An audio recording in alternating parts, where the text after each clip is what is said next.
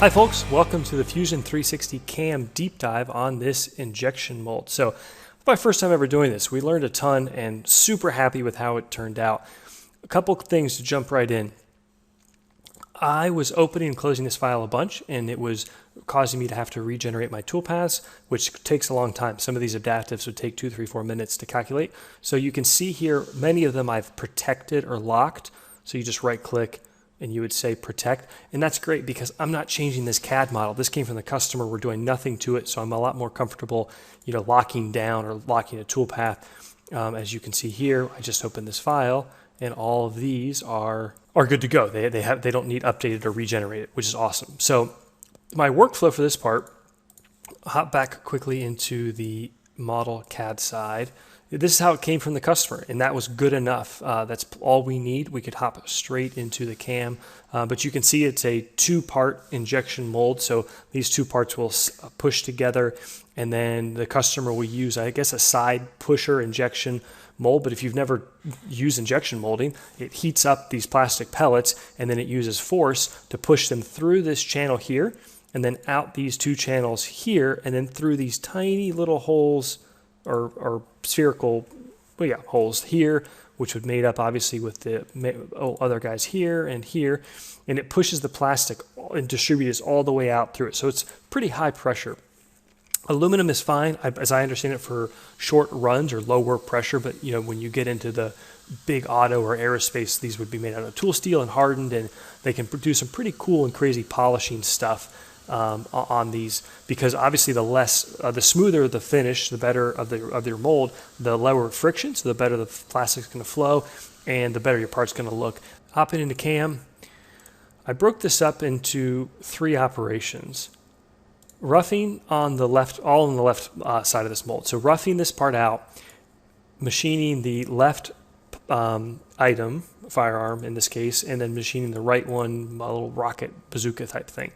I did this on this one because I wanted to finish one before I went and did the whole thing in case I didn't like how this one turned out. The roughing stuff is pretty simple. We defined our stock as a 3" by 3" by 1/2 inch piece. So that gave me the 3 inches that you saw when we started the video. Face it off with a Superfly, shear hog it, the rough shape with a 3D adaptive, 10,000 RPMs, 30 inches a minute, 440 just tears it up. Awesome.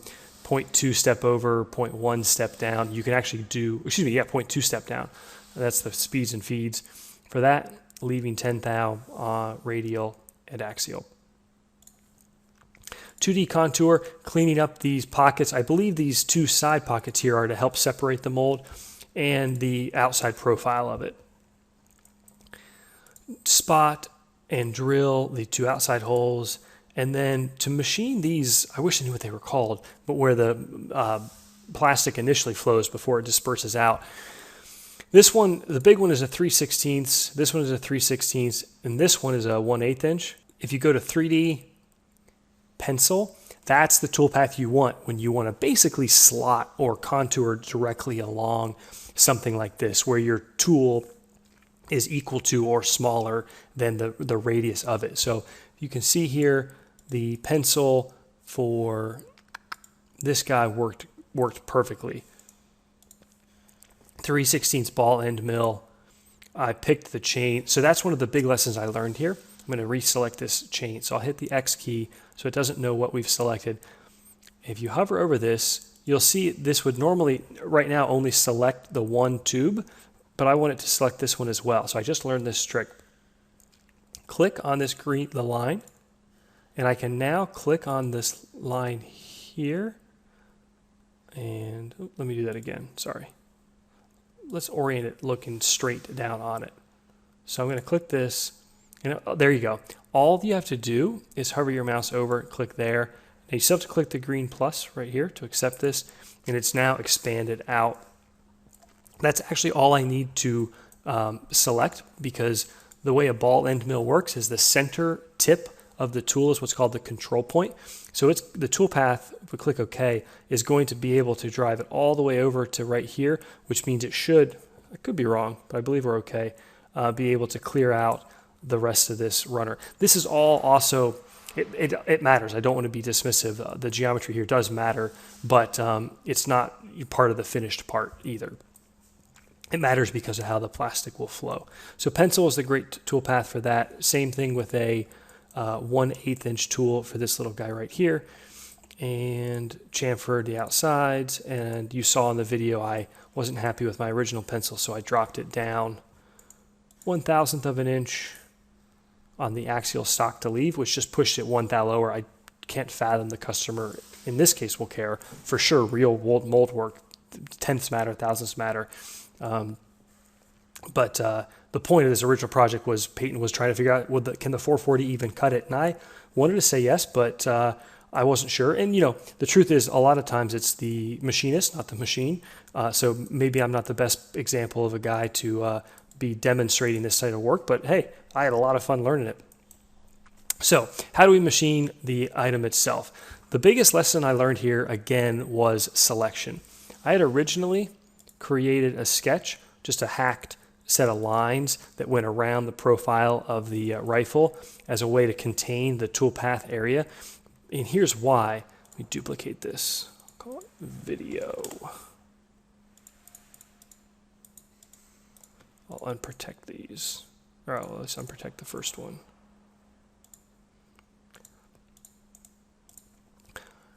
Turn that sketch off. Because when I went to pick the toolpath, the sketch, I'd hover like my mouse right here, and it was frustrating because in this case, I'm not getting the end of the rifle, or the stock, and I'm not getting this top part here.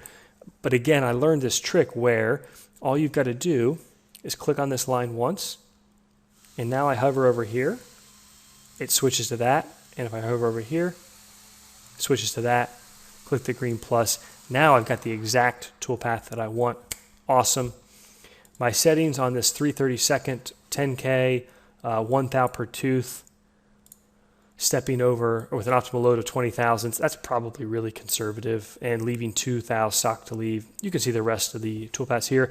And then again, for folks that support us on Patreon, link or in card where you can download all the CAM stuff. We changed the CAD model just for the customer's request, so that's not the same exact CAD.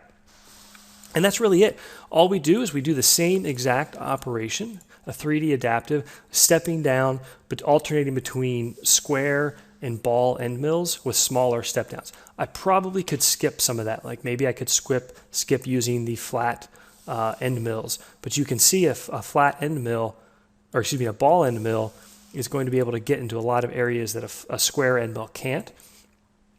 And on each one of these, we have under the second tab, geometry, rest machining from previous operation, which is what is so awesome about Fusion 360 is an adaptive toolpath. So it's maintaining a really good constant chip load or engagement with the workpiece, but it's also looking at the prior operations, seeing what's already been machined, so you're not cutting air. Awesome. So we do that all the way down through, stepping down with the number 6 tool for me, which is the 1/32 ball end mill. That is about 0.8 millimeters for the folks that use the metric system. That's small for me. We've already seen some comments on it, so Instagram with folks saying that that's still a huge tool, which it's a crazy to me, kind of funny. So our finish pass was with a scallop operation. I wanted to, on the prior operation, the adaptive, still leave a few thousandths of stock because I want the scallop to create all of the final geometry. So everything you see at the end was actually the finished geometry created from this scallop. Let's just recreate it. 3D scallop. Again, let's pick our tool. And under the tool path,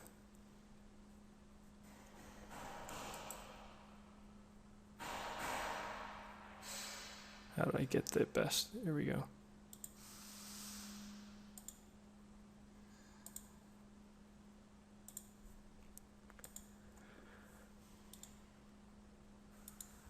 And step over, I don't remember, we'll have to look at what I did, but say 1/1000th of an inch.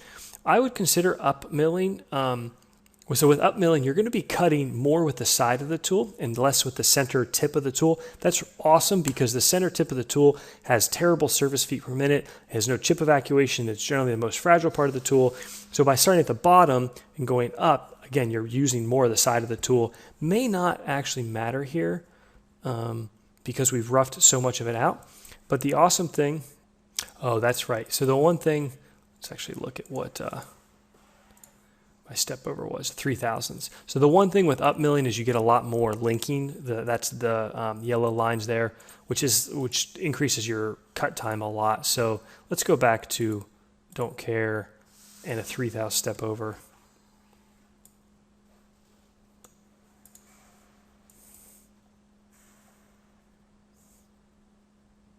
There we go. Beautiful toolpath. Really cool when you dive in and look at it. The one thing that someone mentioned to me, thank you to Al if you're watching, is scallop is great, but it does have some peculiarities. If you zoom in, for instance, right here, you can see that there's sort of a little zone in here where you're not going to, you have basically a bigger step over. So one way to do this differently, and we didn't do it, but I wanted to share it with you guys because it is pretty cool. On my optional here, it's basically a reverse pencil. So pencils, again, what we covered, normally you use pencil to like hug a fillet or contour on 3D, but you can use it to create this sort of a toolpath. And if you look, I'm not saying it's better, but it is different. Actually, this little spot here looks kind of the same, but if you toggle between the two, you can see that it's a different toolpath. I think I like the pencil better, the scallop better. And to do that, we did 3D pencil, pick your geometry,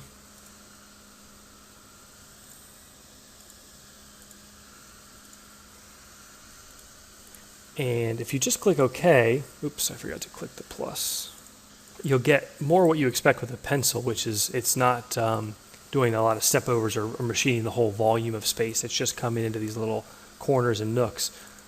If I edit this, under passes, you can do step over of say 3/1000 and then just do like 100 step overs. It's going to still stop at the tool containment area, but it's going to create 3/1000 step overs going out all the way until it finishes the tool path.